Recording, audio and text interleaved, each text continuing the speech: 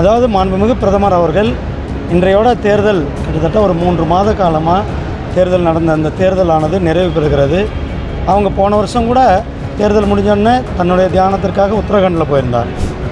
மறைந்த தமிழக முதல்வர் அம்மா ஜெயலலிதா அவர்கள் தமிழகத்தில் எவ்வளவு ஆன்மீக பணிகளில் ஈடுபட்டார்கள், எவ்வளவு கோயில்களை அவங்க புனரமைத்தார்கள். அது மட்டுமில்லை, அயோத்தியில் ராமர் கோயில் கட்டப்பட வேண்டும் என்பது இந்தியாவில் இருந்த ஒவ்வொருவருடைய எண்ணமும் கனவாக இருந்தது.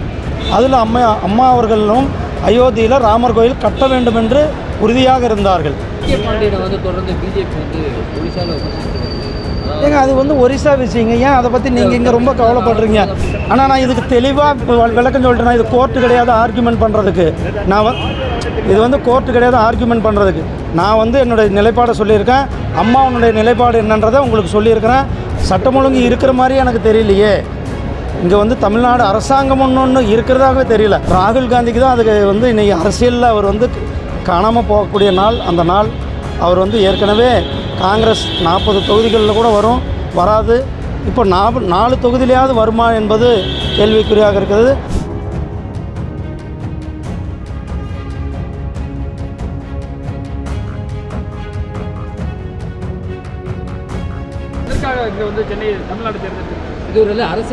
இதில் கேள்வி கேட்குறதுக்கே ஒன்றும் இல்லையே. அதாவது மாண்புமிகு பிரதமர் அவர்கள் இன்றையோட தேர்தல் கிட்டத்தட்ட ஒரு 3 மாத காலமாக தேர்தல் நடந்த அந்த தேர்தலானது நிறைவு பெறுகிறது. அவங்க போன வருஷம் கூட தேர்தல் முடிஞ்சோடனே தன்னுடைய தியானத்திற்காக உத்தரகாண்டில் போயிருந்தார். இந்த முறை நமக்கெல்லாம் பாக்கியம், தமிழ்நாட்டில் இருக்கிற கன்னியாகுமரிக்கு வருகை தந்திருக்கிறார். விவேகானந்தர் அவர்கள் இங்கு தியானம் செய்துவிட்டு இங்கிருந்து அமெரிக்காவுக்கு சென்றார். அதே நாளில் தான் இன்றைக்கு நம்மளுடைய மாண்புமிகு பிரதமர் திரு நரேந்திர மோடிஜி அவர்கள் இங்கு 3 நாட்கள் தங்கியிருந்து அவர் முழுமையாக தன்னுடைய தியானத்தில் ஈடுபட இருக்கின்றார். இதில் எப்படி கோயிலுக்கு போகிறது எப்படி ஒரு தேர்தல் விதிமீறலாக இருக்க முடியும்? தேர்தல் விதிமுறைகள் எப்படி இருக்க முடியும்? ஏங்க, அரசியல் எதிர்க்கட்சிகள் ஏற்கனவே தோல்வி பயத்தில் இருக்கிறார்கள். அவங்க எதிர்க்கட்சிகள் எதையாவது சொல்லணுன்றதுக்காக எல்லா விஷயத்துலேயுமே கருத்து சொல்லக்கூடாது. இது பிரதமர் அவர் கோயிலுக்கு சென்று அவர் அங்கே தியானத்தில் இருப்பதை இது யாராலும் எப்படி தப்பு?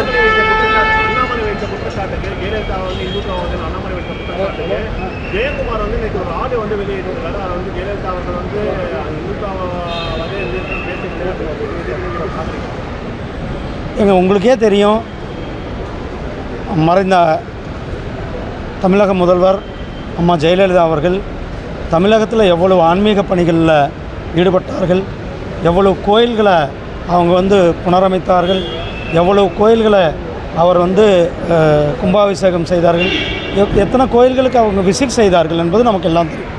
அது மட்டுமில்லை, அயோத்தியில் ராமர் கோயில் கட்டப்பட வேண்டும் என்பது இந்தியாவில் இருந்த ஒவ்வொருவருடைய எண்ணமும் கனவாக இருந்தது.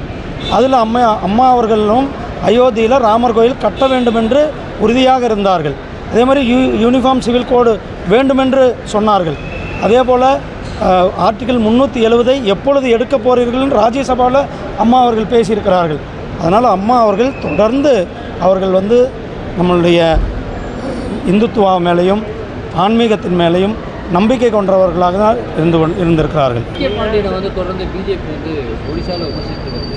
ஏங்க அது ஒரிசா விஷயங்க, ஏன் அதை பற்றி நீங்கள் இங்கே ரொம்ப கவலைப்படுறீங்க?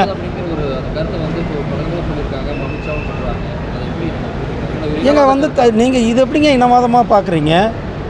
எனக்கு புரியல. நீங்கள் தமிழ்நாட்டில் ஒரிசாவினுடைய அரசியல் இதை பற்றி பேசும்பொழுது இங்கே இருக்கிறவர்கள் ஏன் ஒரு பொய்யான தகவல்களை சொல்லுகிறார்கள், ஒரு பொய்யான தகவல்களை பரப்புகிறார்கள் என்று அவர்கள் அங்கே என்ன சொல்கிறாங்க? முதலமைச்சரை அங்கே இயக்குவது ஒரு அதிகாரி, அந்த அதிகாரி தவறான செயல்களில் செய்து கொண்டிருக்கிறார் என்பது தான் அங்கே எடுத்து சொல்லி கொண்டு இருக்கிறார்கள். அது இங்கே நம்ம ஏன் அதை பற்றி கவலைப்பட வேண்டி இருக்கிறது? நம்ம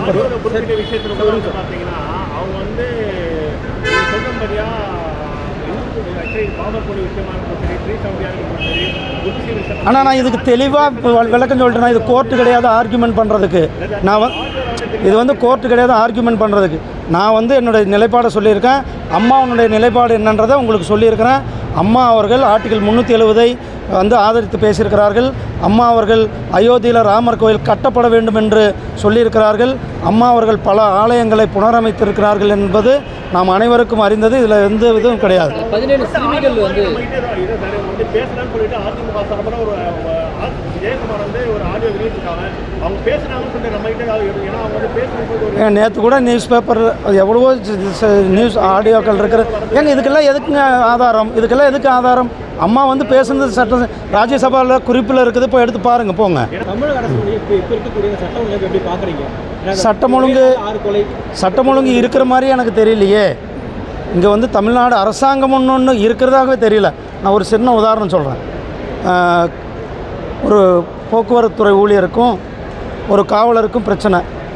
இது வந்து அரசாங்கம் என்ன செஞ்சுருக்கணும்? 2 பேரையும் சரியான முறை நடவடிக்கை எடுத்திருக்க வேண்டும். அதை விட்டுட்டு கட்ட பஞ்சாயத்து ஒரு அரசாங்க அதிகாரிகள் 2 துறைகளுடைய செயலாளர்கள் ஒரு கட்ட பஞ்சாயத்து பண்ணி நான் சமாதானமாக போகிறது என்னது இது? அரசாங்கம் எந்த அளவுக்கு இன்றைக்கு முதலமைச்சர் செயல்படாத முதலமைச்சராக இருப்பதெல்லாம் இது ஒரு உதாரணம். ஜூன் 4 தமிழகத்தில் எப்படி இருக்காங்க? இந்தியா முழுக்க தமிழகத்தில் எப்படி இருக்கும்? தமிழக அரசியலில் பாரதிய ஜனதா கட்சி ஒரு மிகப்பெரிய வரலாற்றை படைக்கப் போகிறது.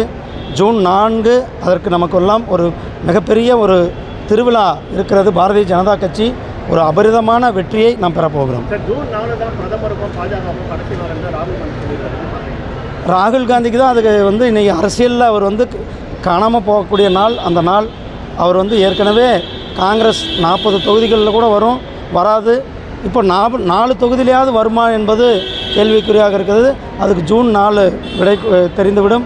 காங்கிரஸ் வந்து எந்த காலத்திலையும் இனி 40 தொகுதிகளுக்கு மேலே கூட அவர்கள் ஜெயிக்க முடியாது.